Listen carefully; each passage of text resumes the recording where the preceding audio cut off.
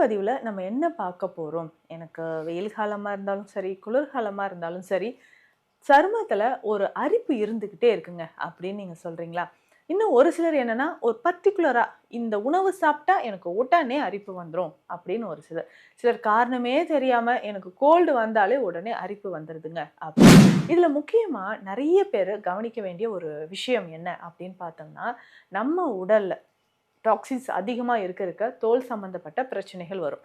இதுல முக்கியமாக தைராய்டு சம்மந்தப்பட்ட பிரச்சனை நெறைய பேருக்கு இருக்குன்னா, அதுவே சரும நோய்கள உண்டாக்கும். திட்டுக்கள் திடீர்னு பார்த்தோம்னா, நம்ம கழுத்து பகுதியிலயோ, இல்ல முகத்திலயோ திடீர்னு கருப்பு கருப்பா திட்டுக்கள், கை கால்ல எல்லாம் கருமை நிற திட்டுக்கள். என்னோட ஸ்கின் நல்லா கிளியரா இருக்கும். இப்பதாங்க இப்படி ஆயிடுச்சு அப்படின்னு நீங்க ஃபீல் பண்ணுவீங்க. இச்சிங் காரணமே இல்லாம எனக்கு அரிப்பு, அதுவும் ஸ்பெஷலா நைட்ல என்ன தூங்க விடாம இந்த அரிப்பு பண்ணுதுங்க. அரிச்சுக்கிட்டே இருக்கிறேன். சருமத்தில வந்து இந்த மாதிரி பிரச்சனைகள் எனக்கு நீண்ட நாளா இருக்கு அப்படின்னும் நெறைய பேர் அவதிப்படுறீங்க. இந்த சரும பிரச்சனைகளை சரி செய்யறதுக்கும், சுகர் லெவல சரி செய்யறதுக்கும் என்னென்ன மாதிரியான சிம்பிளான சித்த மருந்துகள் சித்தர்கள் நமக்கு சொல்லியிருக்காங்க அப்படின்றத இந்த பதிவுல பார்க்கலாம்.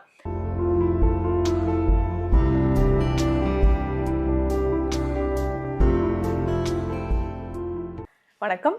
நான் டாக்டர் நித்யா, சித்தா பிசிஷியன். இந்த பதிவில் நம்ம என்ன பார்க்க போகிறோம்? எனக்கு வெயில் காலமாக இருந்தாலும் சரி, குளிர்காலமாக இருந்தாலும் சரி, சருமத்தில் ஒரு அரிப்பு இருந்துக்கிட்டே இருக்குங்க அப்படின்னு நீங்கள் சொல்கிறீங்களா? இன்னும் ஒரு சிலர் என்னன்னா, ஒரு பர்ட்டிகுலராக இந்த உணவு சாப்பிட்டா எனக்கு உடனே அரிப்பு வந்துடும் அப்படின்னு ஒரு சிலர்.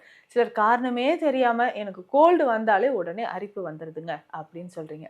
இதில் முக்கியமாக நிறைய பேர் கவனிக்க வேண்டிய ஒரு விஷயம் என்ன அப்படின்னு பார்த்தோம்னா, நம்ம உடலில் டாக்ஸின்ஸ் அதிகமா இருக்க தோல் சம்மந்தப்பட்ட பிரச்சனைகள் வரும்.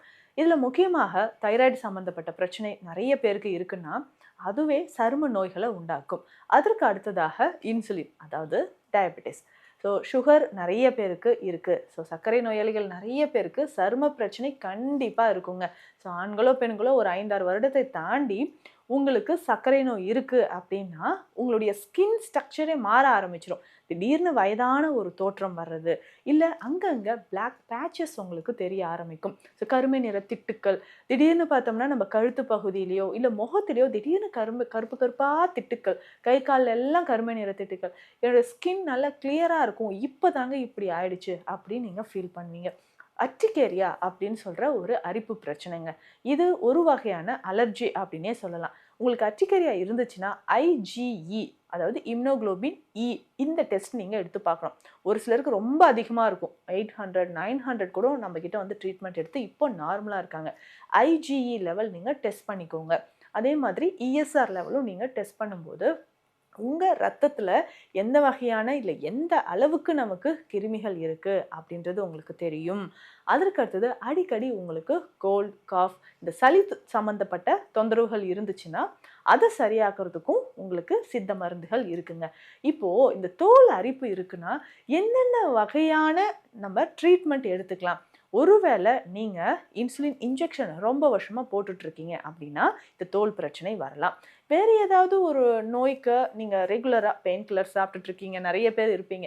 ஸோ அந்த மாதிரி இருந்தாலோ, இல்ல கொலஸ்ட்ரால், முக்கியமாக இந்த ஸ்ட்ரெஸ், டிப்ரெஷனுக்கு நீங்க சைக்காட்ரிக் ட்ரீட்மெண்ட் எடுத்து அதற்கான மெடிசன்ஸ் ரொம்ப நாள் ஆன்டி டிப்ரெசன்ட் ட்ரக்ஸ்லாம் நீங்க எடுத்துட்டு இருந்தீங்கன்னா சருமத்துல இந்த மாதிரி அரிப்பு வர வாய்ப்புகள் இருக்குங்க. நீங்க ரொம்ப நாளா அவுட் சைட் ஃபுட் சாப்பிட்டுட்டு இருக்கீங்க அப்படின்னாலும், புளி அதிகமா இருக்கக்கூடிய உணவுகளை நீங்க சாப்பிட்டீங்கனாலும் சருமத்துல அரிப்பு, தடிப்பு இதெல்லாம் வந்துடும். இன்னும் ஒரு சிலருக்கு பார்த்தீங்கன்னா, நான்வெஜ் சாப்பிட்டாலோ இல்ல சீ ஃபுட் சாப்பிட்டாலோ அரிப்பு, தடிப்பு அதிகமா வந்துருங்க. இல்ல இது இச்சிங் காரணமே இல்லாம எனக்கு அரிப்பு, அதுவும் ஸ்பெஷலா நைட்ல என்ன தூங்க விடாம இந்த அரிப்பு பண்ணுதுங்க. அரிச்சுக்கிட்டே இருக்கிறேன். சருமத்துல வந்து இந்த மாதிரி பிரச்சனைகள் எனக்கு நீண்ட நாளா இருக்கு அப்படின்னும் நிறைய பேர் அவதிப்படுறீங்க.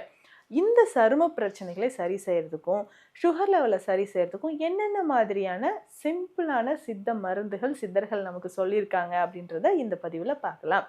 அதாவதுங்க, நம்ம உடல்ல துவர்ப்பு சுவை உள்ள போக போக நம்ம ரத்தத்துல இருக்கக்கூடிய கழிவுகளும் வெளியேற ஆரம்பிச்சிடும். இதையும் நான் நிறைய பதிவுகள்ல உங்களுக்கு நான் சொல்லியிருக்கேன். அப்படி முக்கியமாக நாவல் கற்பம் எடுத்துக்கோங்க. இந்த நாவல் கற்பம் அப்படின்னு சொல்றது மருந்தாகவே சித்தா மெடிக்கல் ஷாப்லயோ இல்ல நம்ம கிளினிக்லயோ இருக்கு. இதை தாண்டி உங்களுக்கு நாவல் பொடி இருக்கு பார்த்தீங்களா? நாவல் கொட்டை, அதனுடைய பவுடர் ஒரு 100 கிராம். இதில் 50 கிராம் மஞ்சள், 50 கிராம் ஏலக்காய் பொடி, மூன்றும் ஒன்றாக சேர்த்து கஷாயமாக நம்ம எடுத்துக்கணும். நல்ல ஒரு ஸ்பூன் ஃபுல்லாக ஒரு 3 கிளாஸ் தண்ணீரில் இதை போட்டுட்டு நல்லா கொதிக்க வச்சுக்கோங்க.